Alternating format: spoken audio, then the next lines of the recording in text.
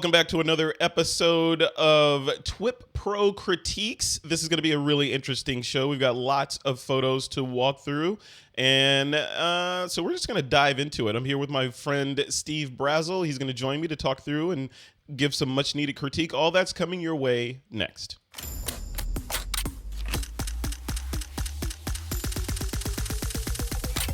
This is TWiP.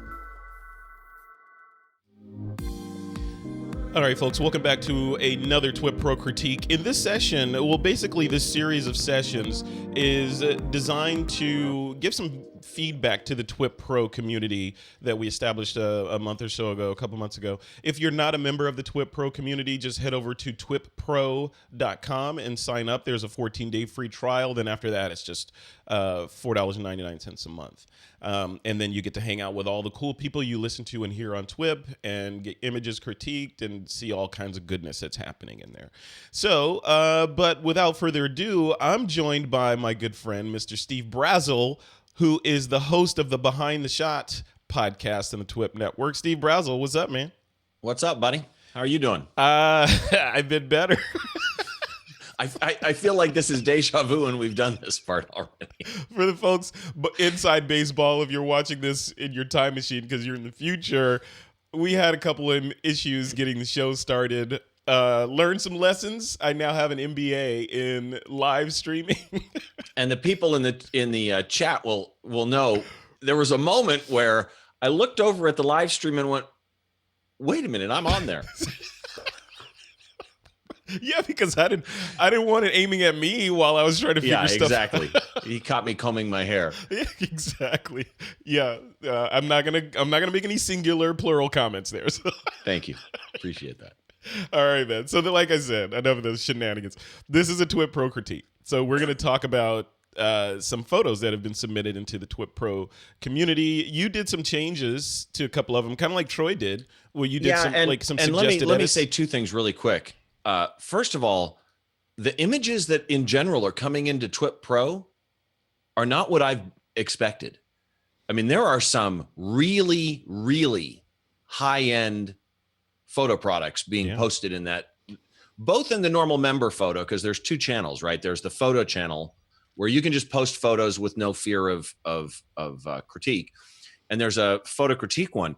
And we've had top pros like Craig Colvin post photos in that critique section for critique.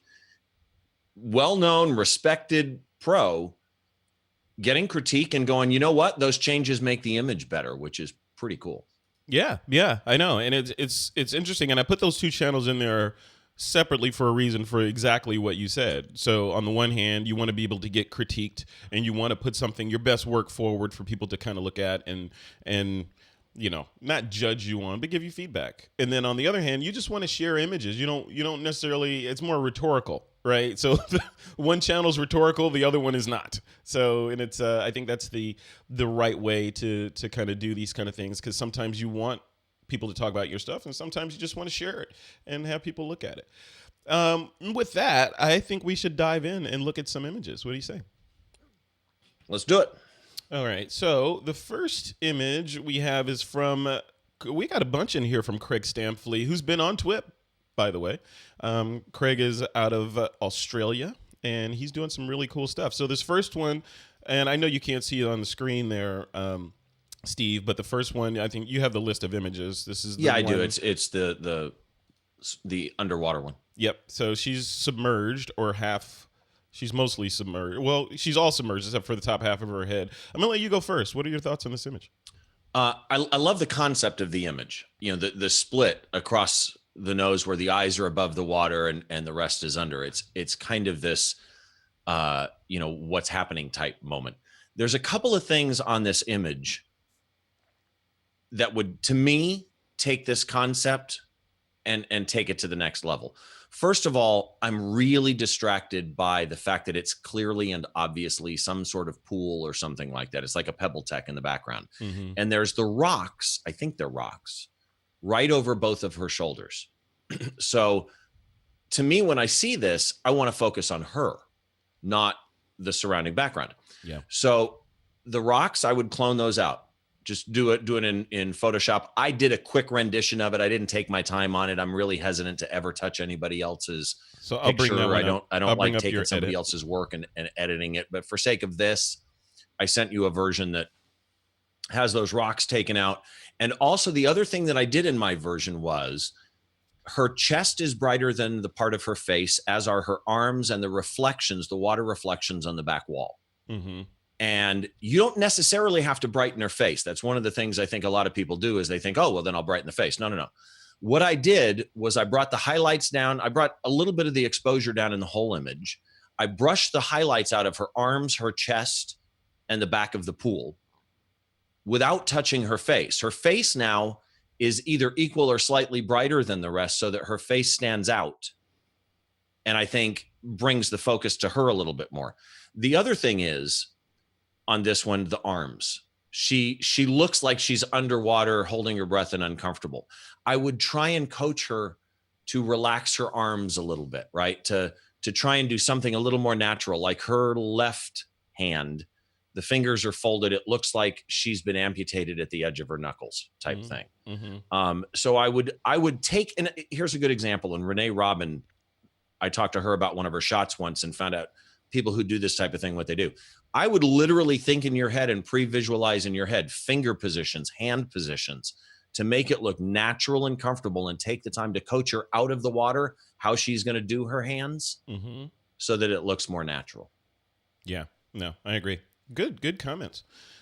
Okay, so my thoughts on this lovely image. Craig does some fantastic work, and the interesting thing, so if you want to learn more about Craig Stamfleet, go to, I forget the TWiP episode, but just go back a couple of episodes. I think it's how to get started in underwater photography or something, and it's Craig Stamfleet and Craig Colvin in there with me, kind of just going through the nuts and bolts of this kind of stuff. And I was surprised to learn that he does all of his, or most of his, underwater photography in a pool in his backyard, right? So and there's some stunning work there. It makes me almost want to have a pool, right? So looking at this shot, I agree with you. So this is, I'm going to bring it back to the original shot. So this is the original shot, and this is Steve's shot here. So Steve, original, and Steve. So I'm going to, just to give the contrast, go back to the original and make my comments on this one. The first thing that I would have liked to have seen is, when I look at this image, there's a couple things. I look at the image and I think, wow, it's interesting, because you never really see a shot like this. And clearly the photographer was uncomfortable because he's underwater, but I want to see more of that top reflection.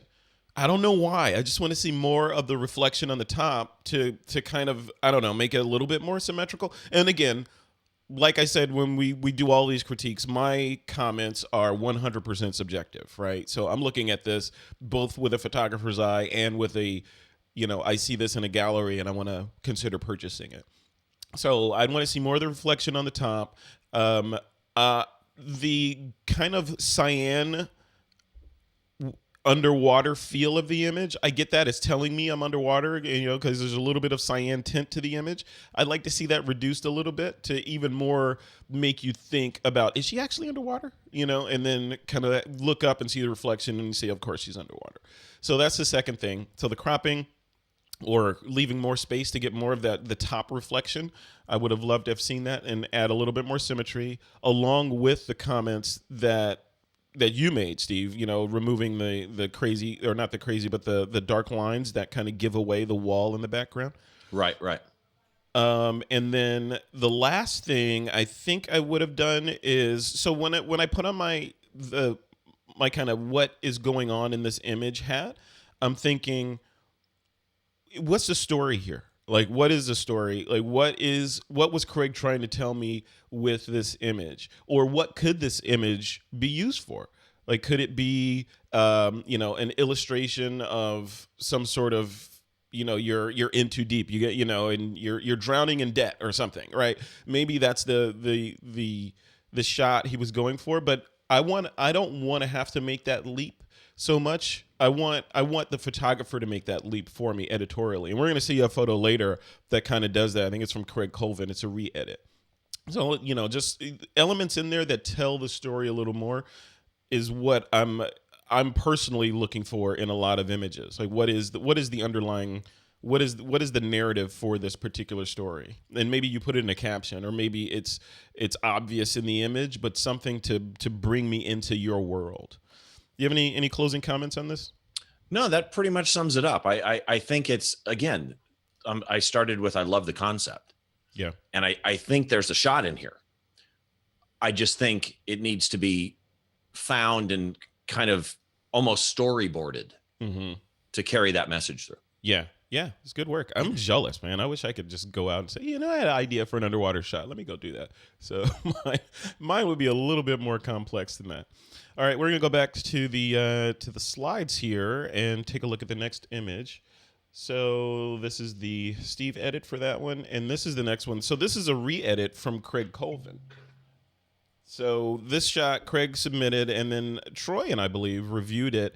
And part of my comment was that it was distracting. And I don't have the other one to put in here, but there were some distracting elements in the shot. Like there was a pile of clothes on the chair next to her right, and a couple of other things that I suggested were a distraction from the main image. And Craig went in and made the edits and changed them. What do you think of the new version? I love the new version. And first of all, the name of the image is censored. Yeah. And I love the entire concept of this in a theater with clearly a projector going, and she's eating popcorn and it's blindfolded. And the original image was more landscape style with the clothes, and the projector was right over her head.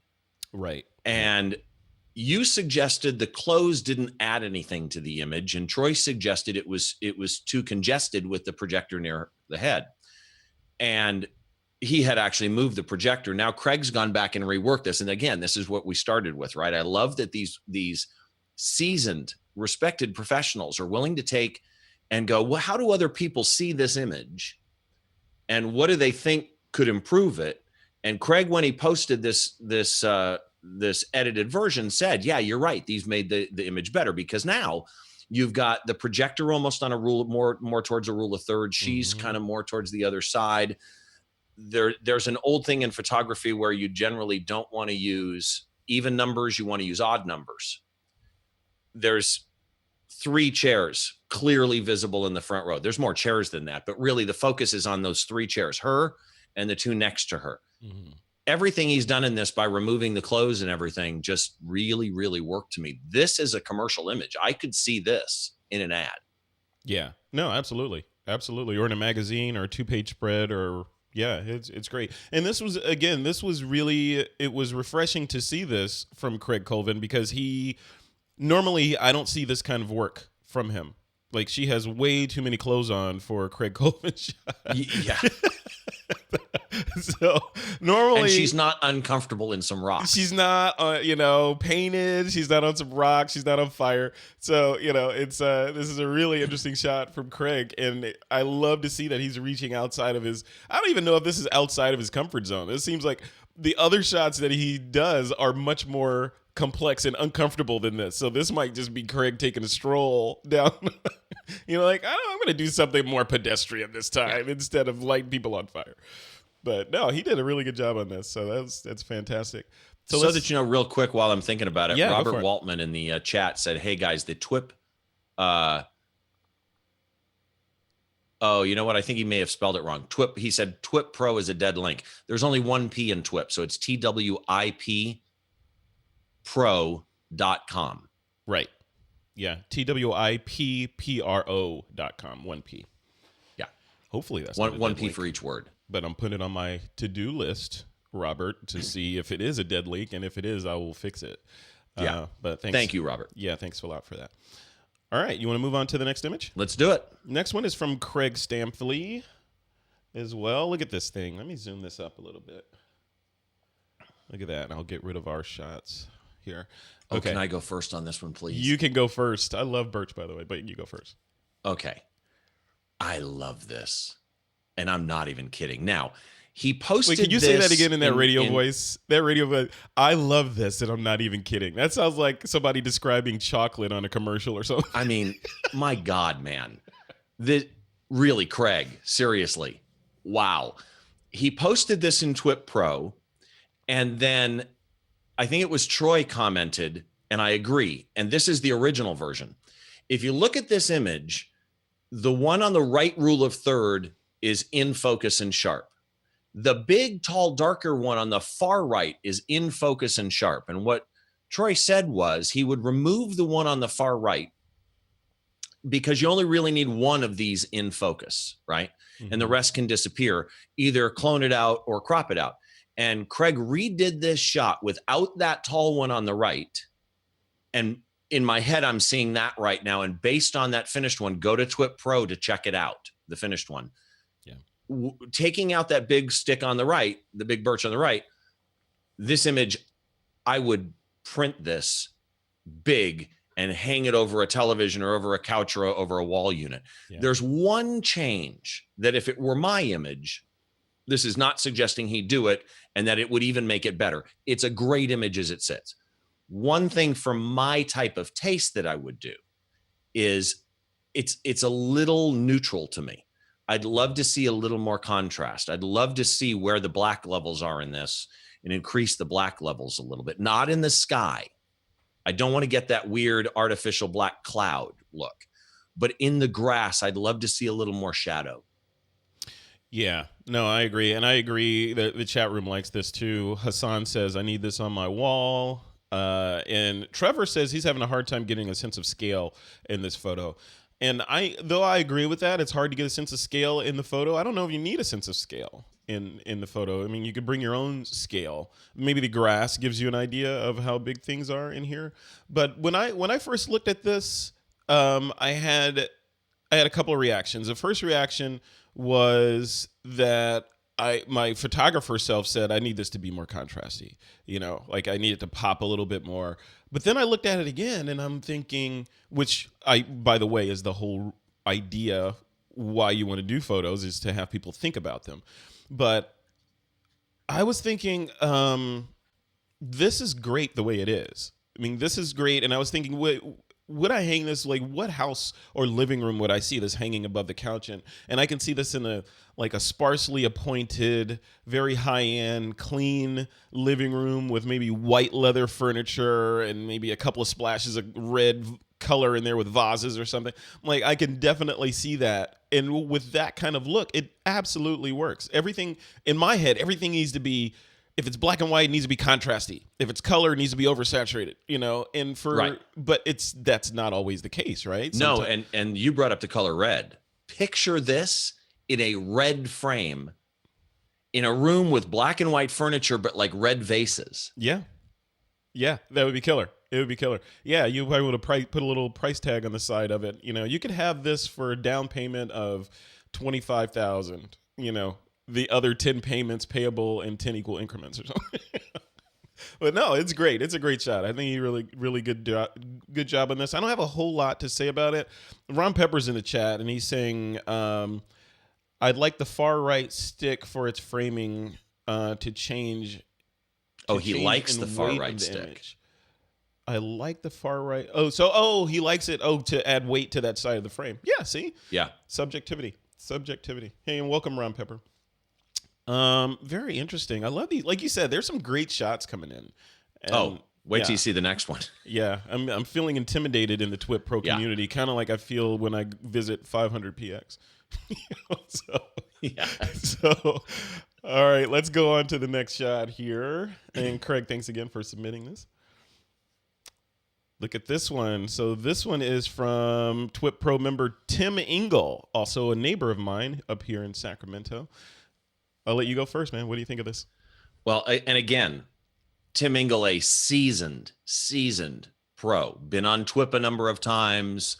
This guy's a seriously great photographer, and he's willing to take his work and put it into TWiP Pro for critique. And even somebody of that level, even if you disagree with the comments, right? It's really cool to sit back and go, but it's interesting that you saw my image that way, right? Mm-hmm. And this was critiqued, and I agree with a lot of the stuff that was said in TWiP Pro. For example, the main thing to me, there's two main things that stick out to me on this one. One is her right arm. Her left arm is bent. I love her pose, actually. I love that I can see the quads in her thighs, the way she's standing. Yeah. but the right arm looks hanging dead. And I wish it had a slight bend to it. That would get the forearm, if she bent it right, maybe away from her backside a little bit and give some air in between her arm and the backside, some space in there, some white room. The other thing is, and this to me is the big one, her toes are cut off. Yeah, that was on my notes. You stole my note. The old rule is you don't cut somebody off at a joint, and any ends of something you definitely want to see all of. I'd like to see a little bit of space below her feet so that I could see all of her feet. Yeah. The one thing that was not mentioned, which was interesting to me actually in the TWiP Pro community, was why do we need all that sky? It's not adding anything to the image, right? I mean, unless you're doing this for a magazine, which, knowing Tim, it's possible this is going to have type over it. And it was requested as a commercial shoot that you leave room for copy at the top. That's entirely possible here.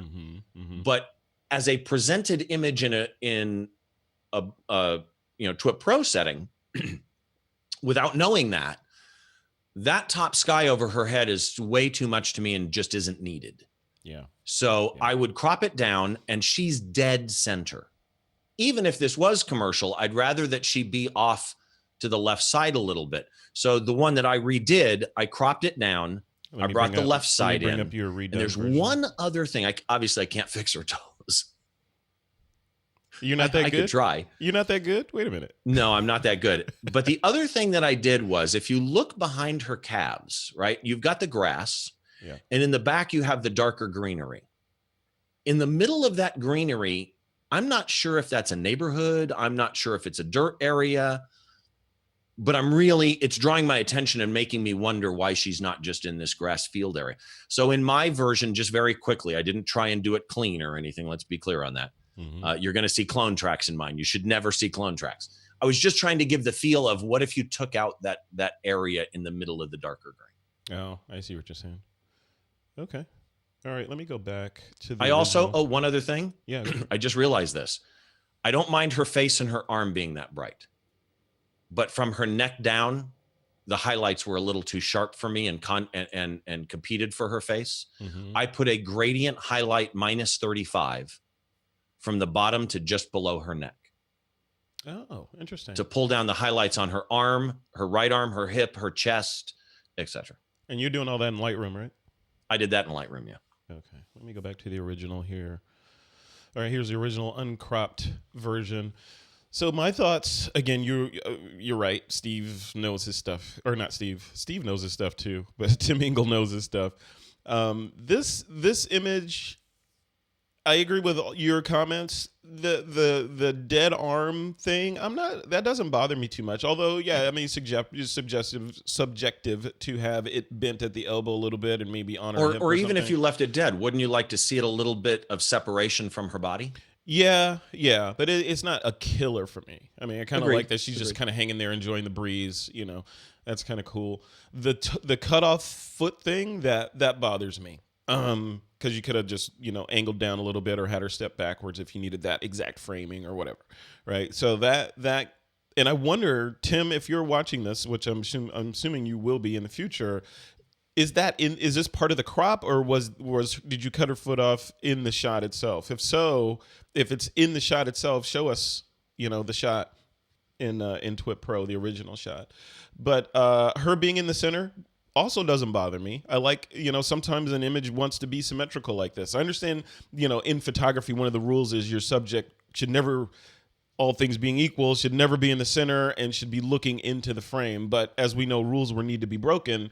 This one, I like the symmetry of it. I like her in profile and right in the middle. I also like the fact that Tim is down low, probably with a wider-ish lens. Not so much to completely distort her, but but short enough to accentuate the length of her legs, because those are some long legs. I'm just saying on this shot. I mean, and he's emphasized that, which I'm assuming as an artist, that's what he was going for. So really, really good shot. And then we can pixel peep and get into the highlights on her inner arm, on the hanging arm, and all that. But I think this is a completely saleable image had it not been for that foot. right? Agreed. And even the foot thing would have worked depending on who your client was and what their end use for this shot was. Like they may have been planning on cropping her at the knee anyway, right? So, but all things being equal in a TWiP Pro setting, yeah, the foot needs to be reattached somehow. Yeah. Cool. All right. And cool. All right. Yeah, I'm just taking a peek at the chat here. All right, let's move on to the next image. The next one is from Kyle Nishioka. By the way, Kyle Nishioka has agreed to join us for an upcoming episode of TWiP Pro Critiques. So, Steve, be gentle. All right, here we go. All right, this one's from Kyle Nishioka. I'll let you go first, man. What do you think? I love it. I love the colors in this. The water in contrast to the rocks, to the beach, to the sky colors. There's not a ton I would change on this. I might, if you look at the beach, and I did an edit of this, but I only changed one thing in my edit. If you look at the beach, though, there is on the left side, a white area. I'd clone that out, because all the other people and everything are all silhouette type thing. I'd clone that out. I'd take the light pole out. Mm-hmm. There's a street light, double-sided street light behind the palms. In other words, I'd try and clean up the beach, and maybe even just for fun, I'd take out most of the people. And I'd leave maybe one or two people, because you could easily give the impression that this was just some abandoned island somewhere out in the middle of nowhere that somebody was stranded on, which totally. I think would be kind of cool. The one thing that to me definitely would need to be changed is the moon. The moon, kind of like when we talked about Craig's shot in the movie theater, where Troy had mentioned that the projector was too close and too compacted and congested above her head. To me, right there next to the palm trees, it's just too close. And if you're gonna do this as art, if you're doing this when you in your head, I want it to be like it was, leave it where it's at. It's a beautiful image. If you're looking to turn this into fine art, as it were, I'd move that moon over to the right. Get it in some open space, get it away from the palm trees, get it to stand on its own. Mm-hmm. Would you keep it at the same size?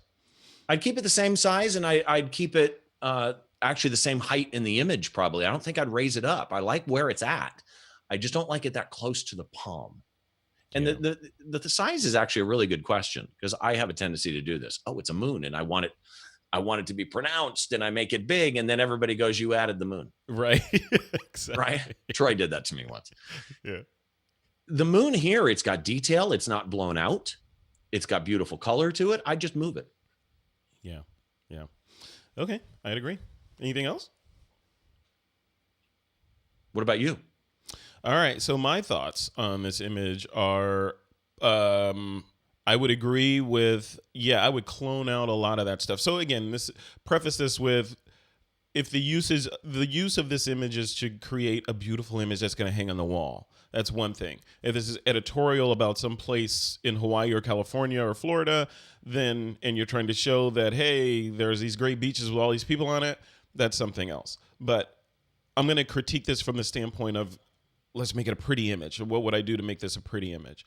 Number one, I agree. Lots of cloning. Take out those cars on the top horizon there. Get rid of those. Get rid of the light poles. Get rid of all the man-made stuff up there.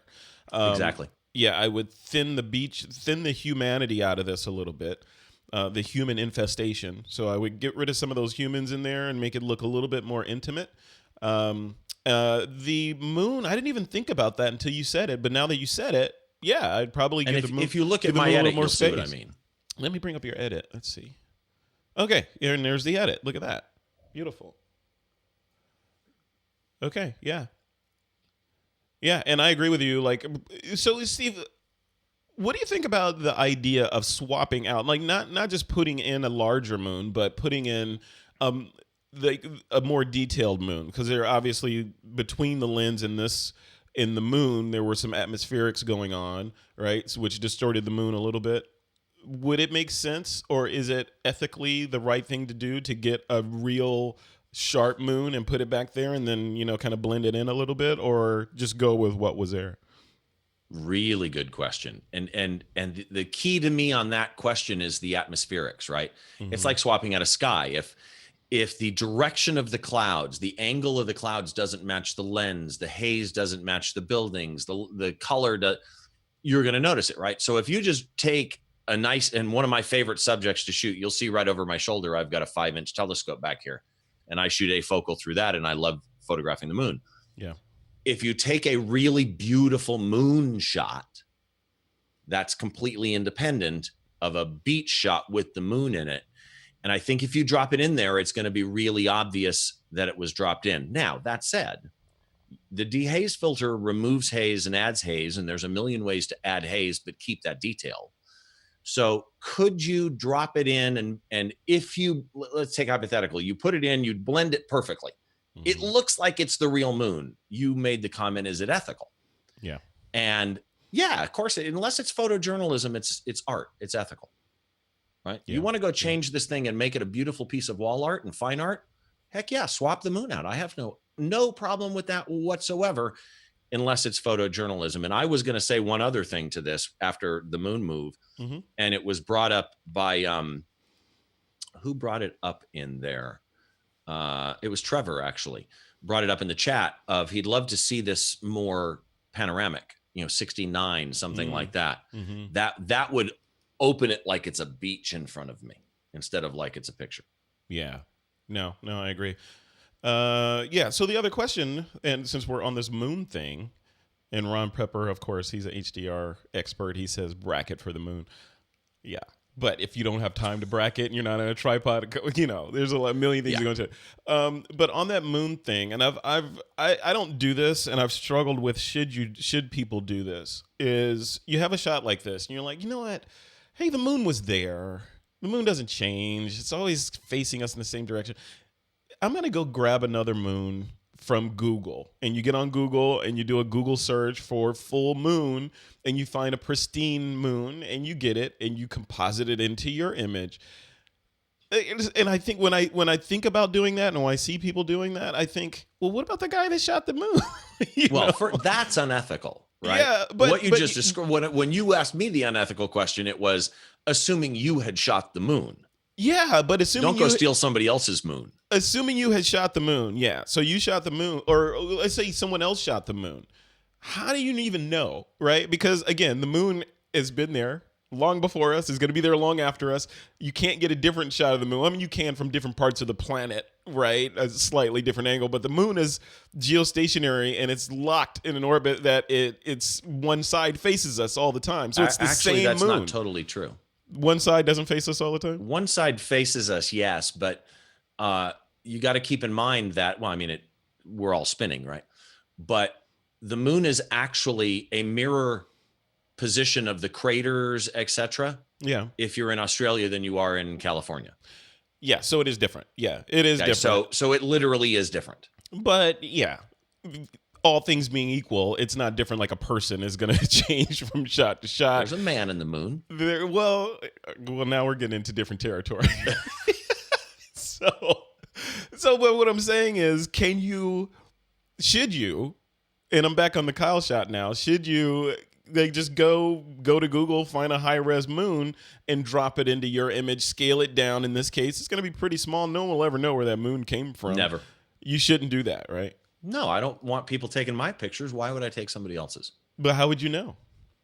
Wouldn't matter if you know. I would know. There you go. Oh, look at that integrity from Steve Brazel. I love it. On that end. Yeah, I was going to put that on there. All right, here's another shot from Craig Stamfley, and I'm going to bring this up real quick. So he submitted this into the TWiP Pro community relatively recently, and then he got some comments in there. So he then went in and did another crop of this, which I'll show in a second, or another version of it. But I want to do some comments, get your comments on this one first, and then I'll go into his edit, and we'll talk about that. This is the original? This is the original that he posted. This is the first one. Right. So first of all, this is the type of thing that like a Brett Stanley would also do, or a Craig Colvin might do underwater, where you almost seemingly switch the reflection with the real person. And I love that, right? the fact that we know that she wasn't this way, right? The wall of water was not vertical. The way that he shot this, decided to rotate it and crop it, I think is just wonderful idea. Yeah. Let's talk reflection. We'll work our way through. Starting with the reflection, there's 2.5 fingers. And that kills it for me right there. Because it almost feels like, what is this weird spider thing coming into the frame? I know it's her fingers. It's got fingernails on it, but you know what I mean? Yeah. So I'd love to see those gone, or see the whole hand. And in many ways, I'd rather see the whole hand in the reflection. If you're going to leave it like this, it would be really easy to clone that out, because most of what's behind it is just her blouse. And you could clone black and skin tone in there very, very easily. The tattoo, I love. I'm sure she didn't get the tattoo for the picture, but the fact that he managed to pose it in such a way he got the tattoo. There are a couple things with the part of her that's underwater. There are air bubbles. And in this type of an image, I'd want to see 0 air bubbles. It's okay that they're there, clone them out, right? You can't tell her, don't breathe for the next 15 minutes and while I photograph you. If there's an air bubble, that's fine, but you got to be really specific to clean it out. The one piece of hair that's floating out from her head is almost kind of like a little bit of a horn light to me. You see what I'm saying? It's coming right out of her eyebrows. And in that kind of, what's the word I'm looking for? Like Snow White world, I could see that as it's this crazy woman's eyebrows coming out. I mean, I know it's not, but you see what I'm saying. I would clean up that hair coming out I'd go around her entire head to make sure that there were no obvious hairs that gave the intention of floating, when my whole picture is trying to make it more look like she's suspended, not floating. Yeah. He said in TWiP Pro what that dark spot is going through her head behind her. And it was the pool fence. And would you have taken that out? Well, I was going to say before we started this, I wish that wasn't there. Especially I wish it wasn't through her head, right? But the more that I look at it, I kind of like that it gives a roundish border separation between real world and reflection. I just wish it wasn't through her head. Accident or not, I kind of like the idea of it. Interesting. Yeah, my very few comments on this one. I think it's well, first of all, I love the fact that people are submitting these square images, right? Because these square images kind of show up, and you know that, oh, this is on Instagram. This is perfect for Instagram. But as far as critiquing this image, looking at that hand on the left, yeah, I agree with the reflection, removing the hand from the reflection. I don't think that would substantively make you look at the image and say, wait a minute, where's the reflected hand in that shot, right? And I think that would add to it. So I totally agree with that. The hair as well, I agree with that. The one thing that I struggled with even making a comment on is that border. And I know Trevor in the chat said he'd photoshopped out that dark line in the back. In fact, he just came back in and said he'd totally take it out. I think if I didn't take it out, I'd make it thinner. Yeah, I don't know. I don't know. I'd like to see what this would look like without it, I think that's, kind of taking a look at this image with the hand removed from the left and without that line, overall color balance, and the hair, the hair coming from the horn hair, as you call it, taking that out. I think Sorry about that. I apologize to everybody in the world. The horn hair, the horny hair, right? Take out the horny hair. But yeah, no, I see what you're saying on that. Craig did an edit. You want to see the edit that he did? Yes, please. All right, here's the edit that he submitted after getting some comments in from the TWiP Pro crowd. So there's the edit, and I think you have this in the list of images I sent you as well.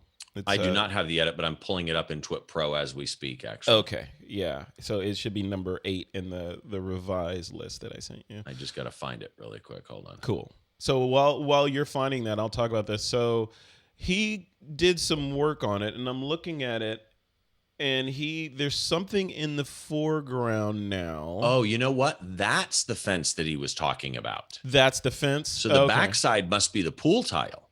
Oh, right. Okay. By the way, I love his photo logo watermark. Yeah. I think I like it better without that foreground element. Yeah, I don't like the foreground element. I'd leave the left side crop as it was. I do like the fact that it's more portrait now. Yeah. I like the more space below and the more space above. I actually like that. But now in this crop, the it's line, really clear to me. But now the line that's bisecting the image is bothering me. Well, but that's the thing. Yeah. This is the image right here. Yeah. But you leave the crop on the left the way that it was without the fence, right? And then you clone out all those black spots, the swirls in the water too. Clone them all out. And now you are floating in the middle of nowhere. Yeah. And by the way, it looks like there's something under her tattoo that might be the skimmer for the pool or something. Clone that out. The little box. Yeah. Make it look seamless, like they're floating in the middle of something that has no end. Yeah. That's the shot. That's cool. I like that. I like that a lot. The color looks a little different too to me, but yeah, he may have played with that a little bit. Yeah, nice. I like it. All right, so let me go back. Let me go back to this image. The next one, is this the last one? No, there's one more after this. So this image was submitted by Howard, a new member in the TWiP Pro community. Welcome, Howard, to the group, to the party. Let me bring this up, and I want you to comment on this one first, because I saw this. I had some definite reactions. I want to hear what you say. Really? Yes. Okay. Look at this guy. So this is number 7 from Howard. So, again, this I really like this image. I mean, are there things that I'd like to see changed? Yes, but I love the image conceptually and execution-wise. This is not something I would ever shoot, unfortunately. I kind of wish that I could. I mean, I love what he's done. The things that I think would take it to the next level, for me, for my taste, right? Her head is too far back. So the fact that her eye intersects her arm and she has no hair, right? Because her hair is hidden behind the arm as well. I wish her head was up, and almost her nose, her nostrils are vertical. They're cups at this point. I wish her head was just up a little bit more, just enough that there was separation between the eye, that her nose had an angle to it a little bit. I think it would be more comfortable. It would take away from the super bright on her cheeks versus the dark eye sockets. So the light would hit her a little bit more evenly. That's the biggest thing for me. I think it would also cause a relaxation in her bodice area, so she didn't look so compressed, for lack of a better phrase.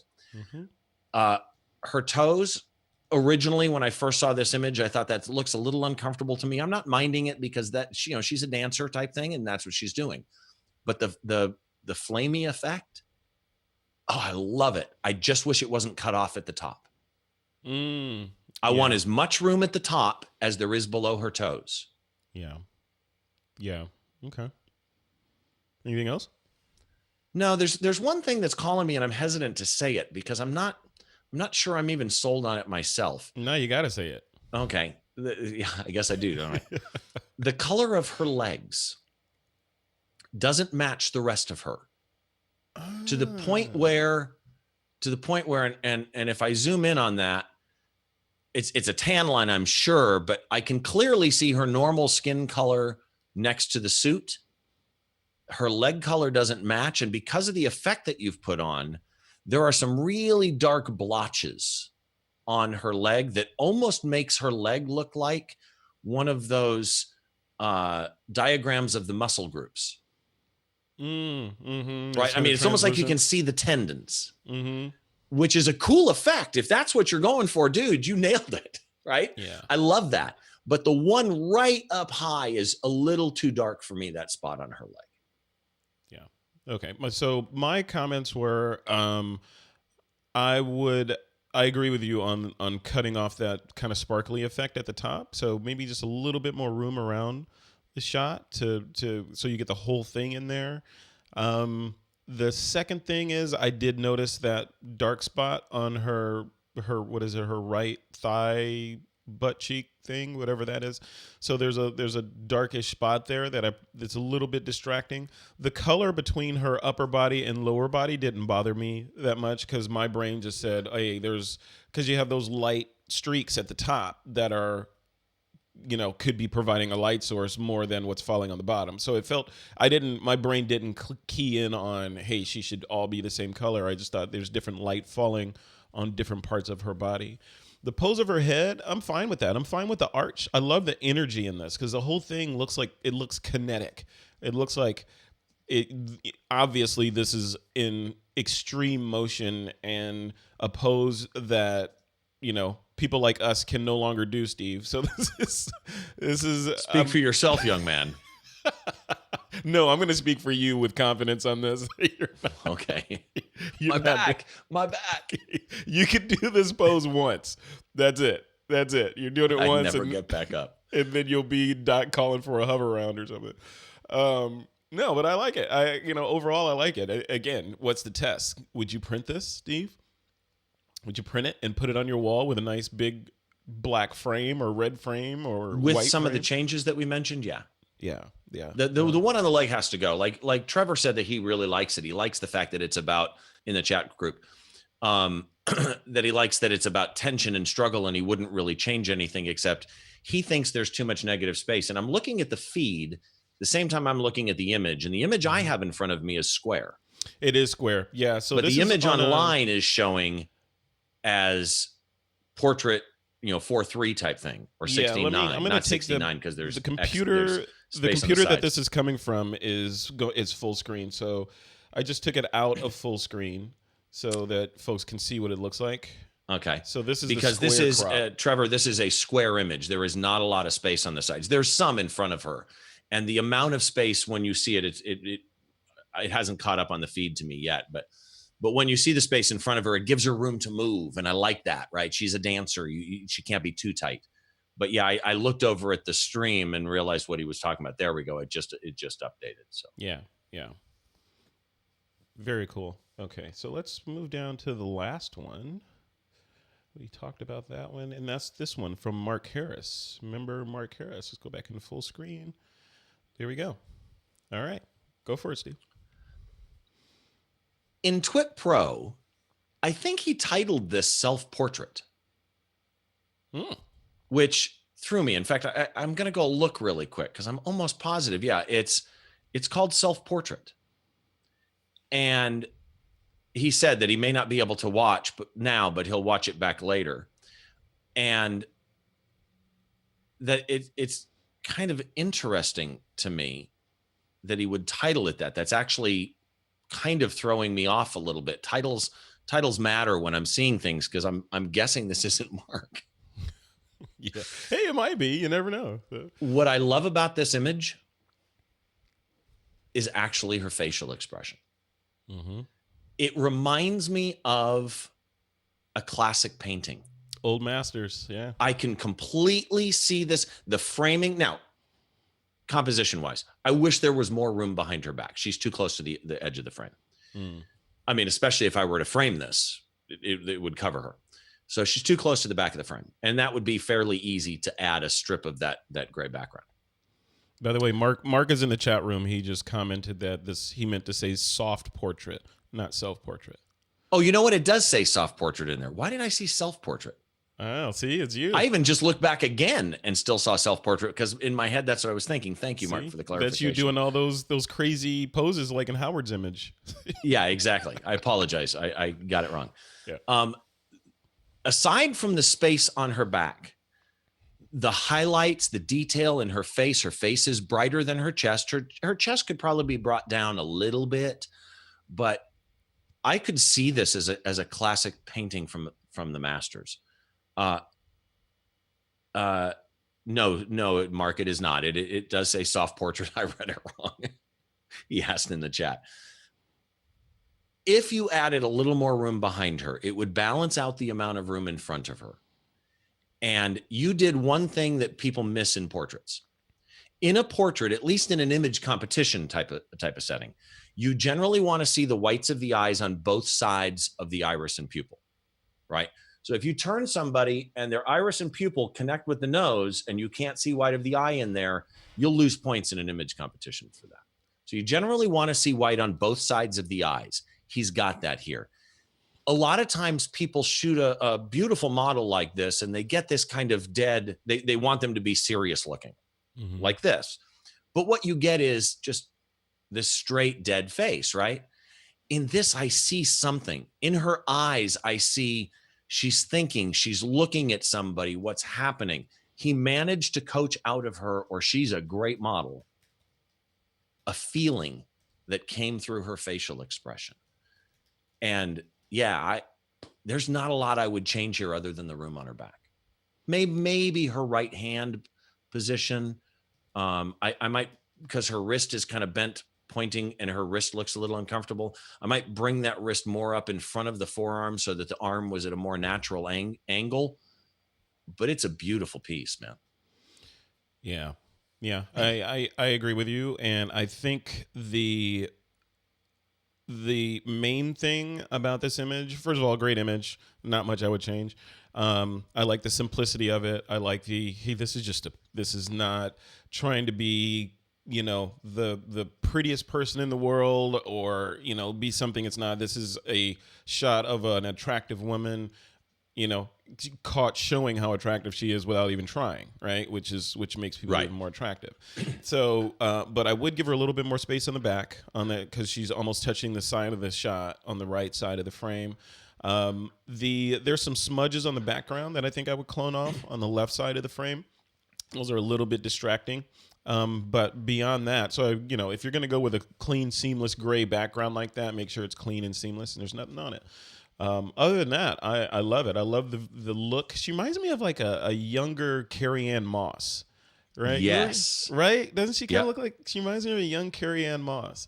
So great shot. Let me bring up one thing that Trevor said in here. Trevor said, Trevor's got some great comments coming today. I love having the chat going. Yep. He said he likes the image, but he'd take out some of the fabric under her arm and make it less sharp. He thinks it's a little more sharp than it needs to be. And here's the thing. First of all, the fabric, I kind of see what he means, but I wouldn't do that in this crop. I mean, in this pose. If the wrist came up, like I mentioned, where it was a little more comfortable and less bent up under the elbow, then yeah, maybe you could crop up a little bit to remove some of that bulky down fabric.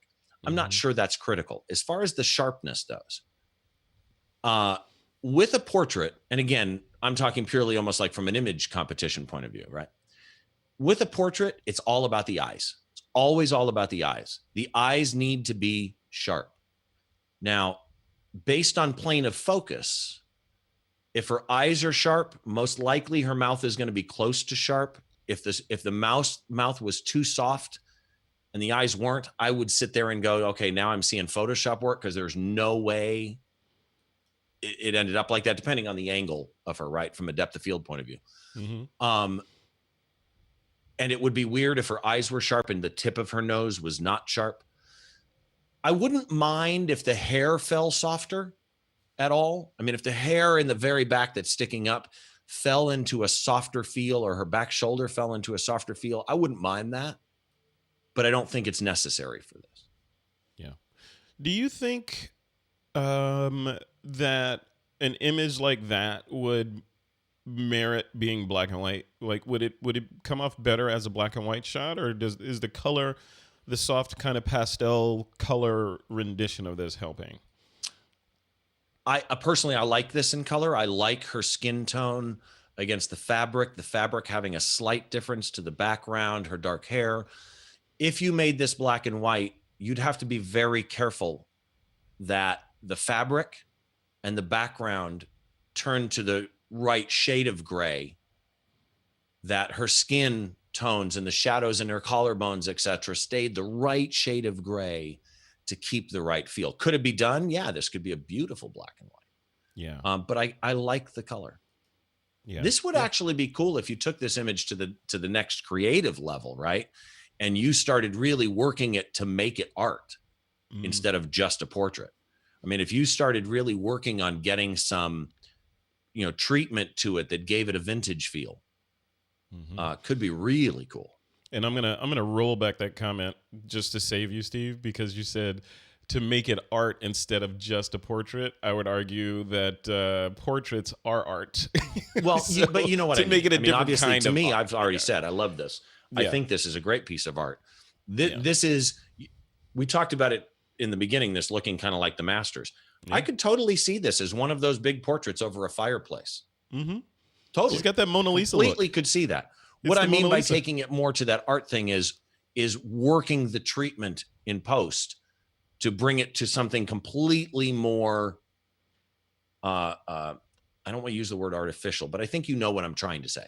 Yeah. No. I see what you're saying. You're saying make it, yeah, a portrait is art, but doing another rendition or rendering of it using some effects to make it more painterly. Right? Correct. Right. At least not that this doesn't stand on its own, but it would be interesting to see what this would look like as a painting.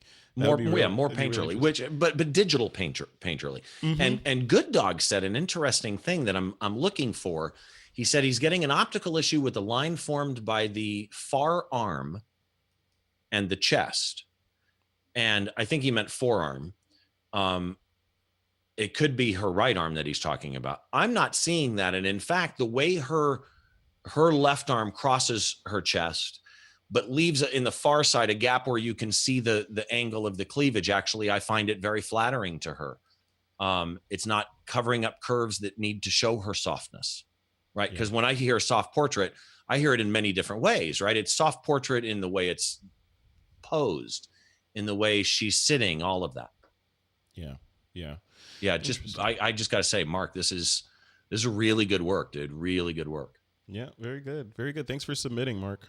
Much appreciated. I think that's it. So we've gone through all the images, Steve Brazel. What are your overall comments on this batch for TWiP critique number 5? I think a lot of it is what I said at the beginning. There are just some really high-end pieces of work coming into TWiP Pro, which in the critique community, I kind of pictured in my head that it would be more beginner, intermediate photographers that kind of want the community to comment and give an idea of how things are working. You know, are they in the right direction? And it's not. We're getting that, but we're also getting these seasoned pros like the Craig Colvins and the Tim Ingalls and clearly the Mark Harrises of the world and Craig Stamfleys that Kyle are putting Nishioka. these images in because they still want to learn and they still want to go to the next level. And it's the old thing, when it's your baby, you see it differently, right? Yeah. Sometimes you need an outside eye to go, you've got clothes on the chair and they don't mean anything. Why are the clothes on the chair? Yeah. In your head, it was great. I love it. I'm leaving it. Oh my gosh, somebody just pointed it out. So that's really it. The biggest thing I think most people could take away from the actual critiques is, one, you're your own artist, so be your own fan, right? That's the main thing. If you love your image regardless of what we say. That's fine. Mm-hmm. But take the time to think about the standard ideas of how the human eye sees photography. Our eyes go to the brightest color, or more likely the brightest spot in an image. So if you're doing a portrait like this, the face, the eyes are everything. If her chest was brighter than her face, that's an issue. So as you look at your image, think about that. And a good way to do it is flip your image upside down. When you flip an image upside down, you remove shape from it to a point, and your eye will very quickly go to the brightest thing. And that'll help you understand where the bright spots of your image are. That's interesting. Very interesting. Again, I echo what you're saying. Yeah, I'm pleasantly surprised and very happy that there's so much activity in TWiP Pro, and especially these images that are coming in. They're very inspiring, and it's humbling to see the work that people are creating. Every day there's something new. It's like, wow. And the cool thing, I think, Steve, is that, you know, you're in there, you're in TWiP Pro, you're seeing these images fly through, and it's like other social media platforms like Facebook and all that, you can interact with people and have conversations with them. But I don't know, it seems a little bit more intimate and one-on-one when I'm chatting with people that have just posted in TWiP Pro. Like last night, Kyle Nishioka was online, was at a ridiculous hour, and I believe he said he's in Hawaii. So, you know, there was a couple hour time change between when I was up and he was up. So I was up late, he was getting there. And I was thinking, you know, hey, Kyle has been submitting some amazing images into TWiP Pro. Let me invite him on to be a guest critic to do what you're doing right now, Steve. And he said, yeah, sure. Why not? Let's do it. So getting that kind of, filter and being able to touch base with the TWiP community is golden. I didn't have that before for 500 episodes. Yeah, you can interact on different platforms and all that, but there's a level of intimacy inside of TWiP Pro where I feel like I'm just in a crowd of people that are relatively speaking just like me, that are interested in the same things that I like and are pretty much on, well, let's say they're higher than me in terms of skill set, because there's some crazy stuff. Everybody is. I mean, in all seriousness, even looking at your work, Steve, your stuff is ridiculous. I mean, you're probably one of the best, most humblest photographers I know, because people talk to you and you're like, yeah, whatever, Steve Brazel, I got a beer with him, sit down and chat. Then they go look at your work and they're like, oh my God. I don't know about that. I can't. Go look at Steve Brazel's work. Go look at Steve Brazel and tell me that you're not going to be like, before. And no, it's a firm belief to me is the biggest problem with most photographers in this digital world is they go do a shoot and they dump 50 images online. Yeah. I am not a good photographer. I'm probably not even near good. I just only show photos that show me the way I want to be seen. Right. The secret is everybody does that. That's the key. You don't wear your entire wardrobe out every day. It was from Adam Elmakias, but it's, I'm sure, from somebody else originally. And that is, don't compare your behind the scenes, right, your B-roll with everybody else's highlight reel. Yeah. And that's what happens is really good photographers are the ones who only post highlight reel. Yeah. Yeah. And other people post 20 pictures and go, they have the strength to do that, right? They have the strength to do that, to not only leave a lot of stuff on the cutting room floor, but also take what they think is their best work and put it forward for others to see. And like in any art form, you put things forward for others to see, there's going to be a fair amount of critique and criticism and negativity. So you have to have a layer of skin thick enough to withstand that, or filter it to take the good stuff out of it, right? Yeah. So it's really hard to edit your selections. Yeah, it is. All right, so let's end that. Whoa. Ron just said no earthquake in Sacramento. Was there an earthquake? I didn't feel an earthquake. Maybe it's on its way. I don't know. Ron, wait, we'll get it on film. Hold on. Did San Francisco just have an earthquake, Ron Pepper? Uh-oh. Yeah. As we record this, it's 12:23, so if we go off the air, you guys know why. All right, let's end this, man. So this has been a really good session. A little rough on the start there, but we think we got it going and got a good show recorded. I want to remind folks to head over to thisweekinphoto.com or to TWiP Pro, TWiP PRO.com to sign up for the TWiP Pro community. You can help support the show and participate in events that we do like this and get your images critiqued online and all that stuff. All kinds of cool stuff going on. So I want to why is Alexa talking to me? That is so weird. So Steve Brazel, by the way, I'm trying to do the close to the show and she's interrupting me. While we were doing the critique, there's another echo. I don't want to say her name. There's another echo in the other room that just started spouting off stuff. She just started. Happens to me all the time. Usually the TV will say Bob and she'll go, I'm sorry, I don't understand what you mean. There's nobody in the house but me and there's nothing on except this machine.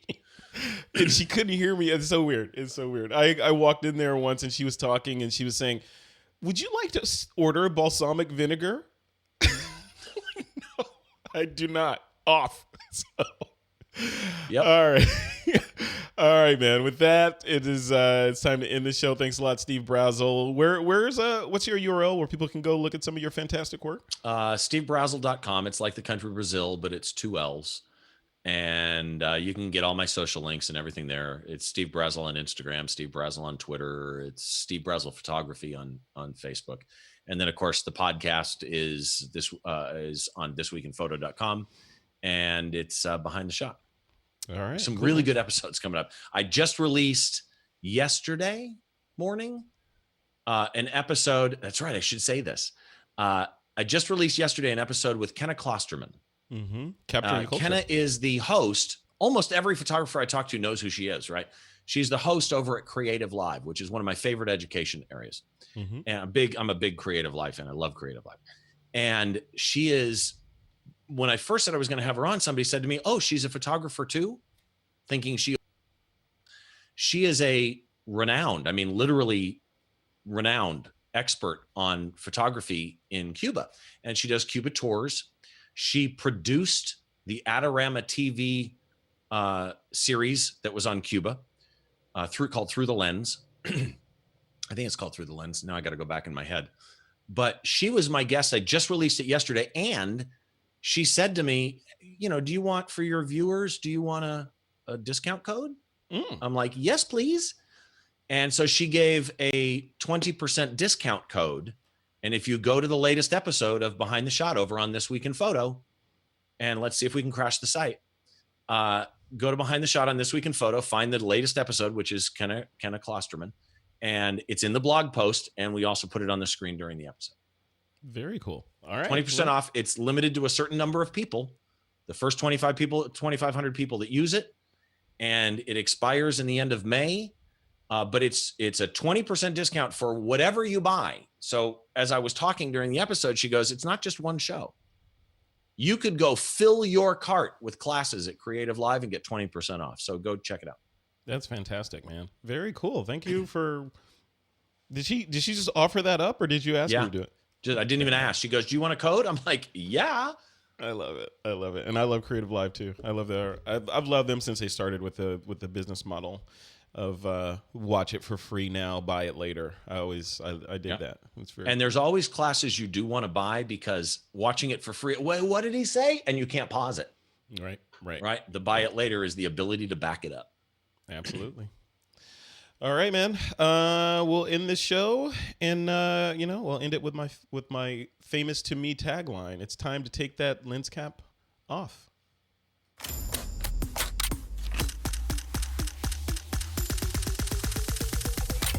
This is TWiP.